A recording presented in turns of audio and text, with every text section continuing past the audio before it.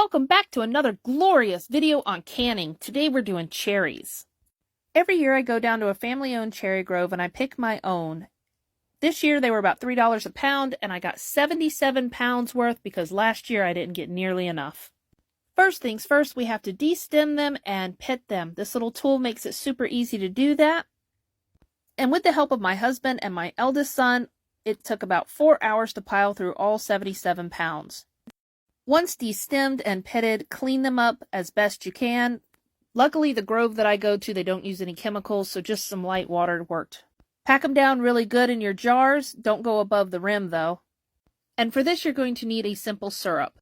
Because cherries are slightly acidic, I only need a light syrup, which is about 2 cups of sugar to 5 cups of water. That recipe and all the instructions can be found in this book, The Ball Complete Book of Home Preserving. Highly recommend it if you don't have it. Now that your syrup is made, top off those jars, leaving about 1/2 inch of headspace. Due to the pitting process, all of these will need to be debubbled very thoroughly, pushing that fluid into each one of those cherries, and then you'll top off those jars with the remaining syrup, again leaving only 1/2 inch of headspace. Now when you go to wipe the rims down of these jars, most of the time water works just fine, but because of the stickiness, I like to use vinegar just to help cut through it. Put your lids and rings on, remembering to only tighten them fingertip tight. But P.S. it doesn't hurt if you go a little harder than that. To prevent your jars from shattering, remember whatever the temperature of the water in the pot needs to be the same temperature of the stuff inside the jars. Bring to a rolling boil, looks like this, and put your lid on. Because I'm using my pressure canner, I'm just going to slightly set it on top. I'm not going to cinch it down, just let it do its thing. The recipe calls for 20 minutes, but because of my elevation, as y'all know, you need to add time. For me, that'll be 10 extra minutes. Once your time is up, you need to let it sit for a minimum of 10 minutes, okay? And I'm going to show you why.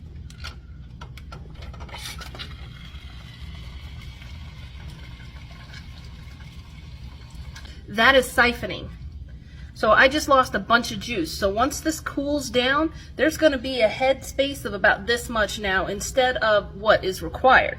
Is that really going to hurt it? No, not really, but it does end up messing with the seal, and you get those juices and that sugar and food particles up underneath that lid, and it is going to create a false seal or a bad seal, and then you've just wasted a lot of time, a lot of effort, and a lot of resources. So let it sit by itself alone. Let it come to at least 10 minutes. I try to do about 20 minutes before I pull these out, and I'll show you the difference.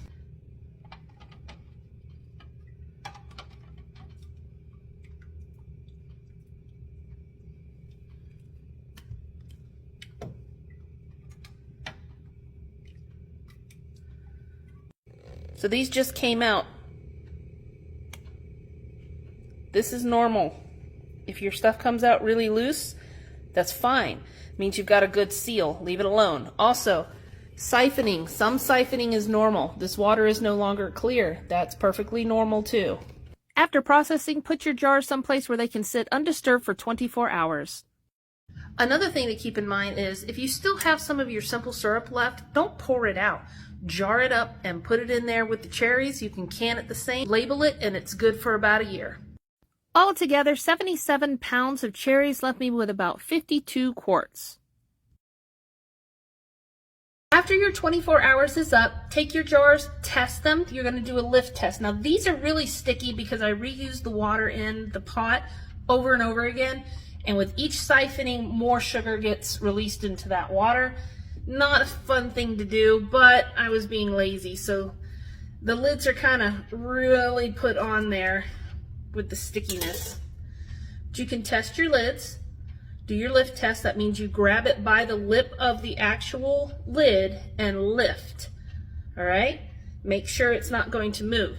If it's solid, if it's good, rinse your jar off and date it. These are good for 2 years. Longer if you keep them in a really cool, not freezing, cool and dark area. I hope that helps, and we'll be making some cherry cobbler with these bad boys next. See you later.